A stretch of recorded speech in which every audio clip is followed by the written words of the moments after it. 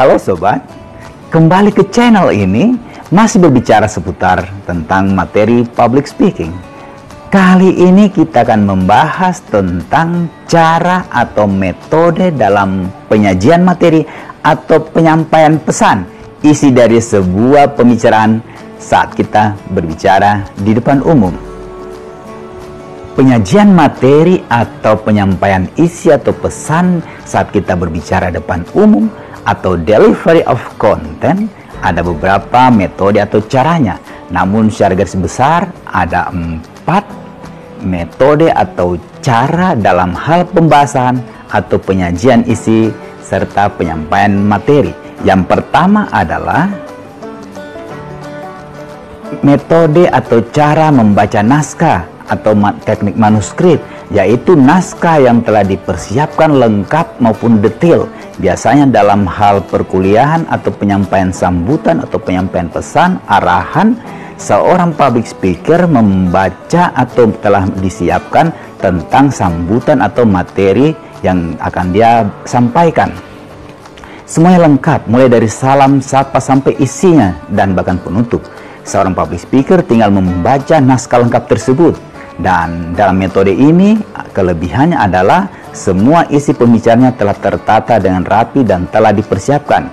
Hanya saja terlihat kaku dan monoton karena tidak ada variasi ataupun kreasi-kreasi saat menyampaikan. Oleh karena itu, seorang public speaker dalam metode ini ketika menyampaikan pesan sambutan yang telah dipersiapkan oleh atasannya atau oleh orang yang berwenang atau dari pihak-pihak yang dititipkan kepada kita untuk menyampaikan pesan atau menyampaikan isi materi, harus dikreasikan dengan hal-hal yang sifatnya kreasi-kreasi dalam podium atau di dalam forum, sehingga audiens atau hadirin tidak bosan dan jemu dalam mendengar atau menyaksikan kita. Bisa diselingi atau bisa dijeda, bisa disampaikan dengan hal-hal yang sifatnya aktual, informasi-informasi yang baru dilihat, dinonton, didengar dari media pemberitaan untuk memperkaya isi materi sehingga tidak membosankan.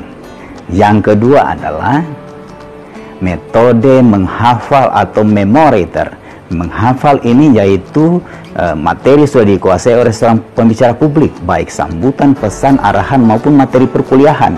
Dia sudah mengetahui dan mengenal betul serta menguasai pokok-pokok atau poin-poin dan materi-materi yang akan dia sampaikan atau dia sajikan di depan audiens. Metode menghafal ini membutuhkan jam terbang dan juga membutuhkan latihan kontinu terus-menerus. Dan biasanya metode ini kekurangannya adalah kadang bisa out of the context, bisa keluar dari konteks pembicaraan. Tapi karena dia sifatnya memorator dan disampaikan secara lebih luas sehingga tidak terlalu monoton dengan tekstual atau naskah manuskrip yang telah dipersiapkan sebelumnya.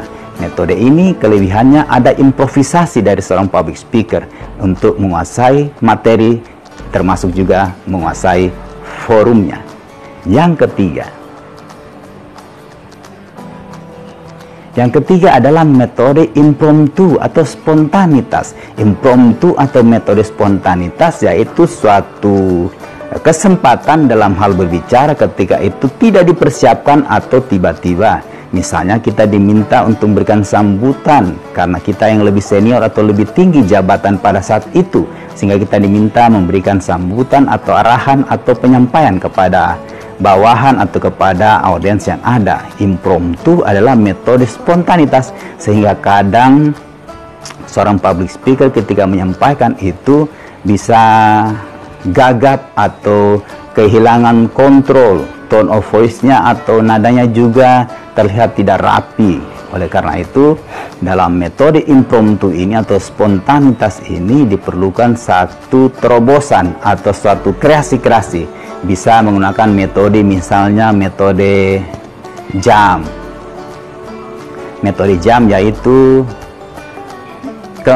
dahulu, sekarang, dan akan datang. Metode ini bisa digunakan ketika pola seperti ini bisa kita gunakan untuk menyampaikan hal-hal yang sifatnya dadakan. Atau pola kausalitas, ada sebab, ada akibat, ada hal-hal tertentu dan membuat harus kita melakukan hal-hal tertentu. Ini pendekatan-pendekatan dalam metode impromptu atau spontanitas. Atau juga cara-cara pendekatannya yang sifatnya selain kausalitas, sebab akibat, juga misalnya dari hulu ke hilir. Cara seperti ini bisa kita lihat secara apa dasarnya hingga ke apa pada ujungnya. Ujung pangkalnya terlihat dari hulu sampai hilir. Ini cara saja dalam hal pendekatan impromptu. Ada yang lain juga seperti deduksi dan induksi, dari yang umum ke khusus, dari yang khusus ke umum. Ini cuma cara pendekatan dalam hal penyampaian isi materi pesan secara spontanitas.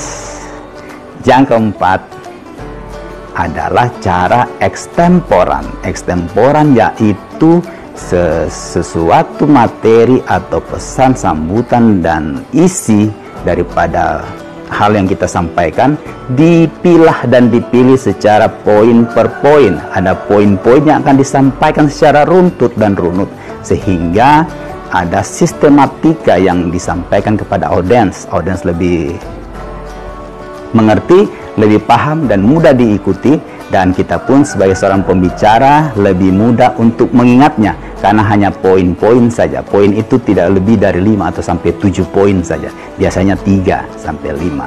Dan poin-poin ini dipilah dan pilih untuk disampaikan secara sistematik. Demikian apa yang bisa saya sampaikan, semoga bermanfaat. Terima kasih, salam inspirasi.